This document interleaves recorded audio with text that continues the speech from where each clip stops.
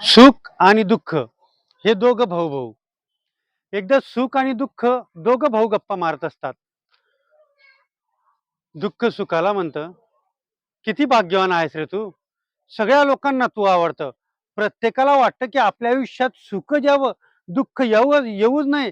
प्रत्येकाला सुख हवं असं, दुःख मात्र नको नकोसं. प्रत्येकाला सुख यावं असं वाटतं, दुःख जावं असं वाटतं. प्रत्येकाला सुखी व्हावं असं वाटतं, दुःखाबरोबर कोणाला वाटतच नाही सुखी राहावं असं. प्रत्येकाला सुखामध्ये आनंद मिळत असतो आणि दुःखामध्ये दुःख मिळत असतो. खरंच खूप भाग्यवान आहे रे सुख तू, की आपण दोघं भाऊ असून सुद्धा तुला लोक तुझ्यावर प्रेम करतात, तू लोकांना आवडतो आणि मी मात्र आवडत नाही. तेव्हा सुख दुःखद नजरेने आणि शांत नजरेने दुःखाकडे पाहतो आणि त्याला म्हणतो, अरे भावा, खरा भाग्यवान मी नसून तू आहेस. दुःखाला धक्का बसतो. कसं काय मी भाग्यवान आहेस? अरे सुख तू प्रत्येकाला आवडतो, प्रत्येकजण तुला पाहण्यासाठी, मिळवण्यासाठी प्रयत्न करतो आणि कसं काय मी भाग्यवान? तेव्हा सुख म्हणतो, अरे मित्रा, जेव्हा आयुष्यात लोकांना सुख येतं ना, लोकं आपल्या माणसाला विसरतात रे. जेव्हा लोकांकडे सुखाचा पैसा येतो, तेव्हा लोकं आपल्या नातेवाईकांना सोडतात. अरे सुख मिळाल्यानंतर लोकं आपल्या आई-वडिलांना सोडतात.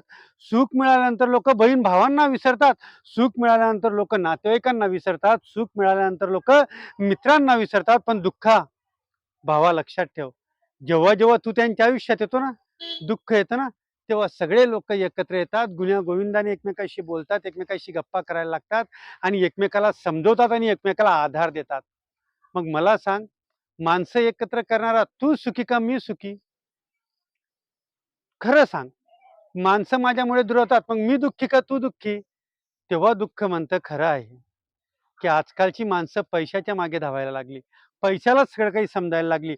पैशामुळे भावाभावाची न बोलता झाला. पैशामुळे बहीण-भावाशी भांडायला लागली, मुलं आई-वडिलांशी भांडायला लागली. पैशामुळे आई-वडिलांचा मुलं खून करायला लागले. पैशामुळे भावा-भावाचा खून व्हायला लागला आणि हेच सगळं फक्त कारण आहे माणसाचं सुख मानायचं.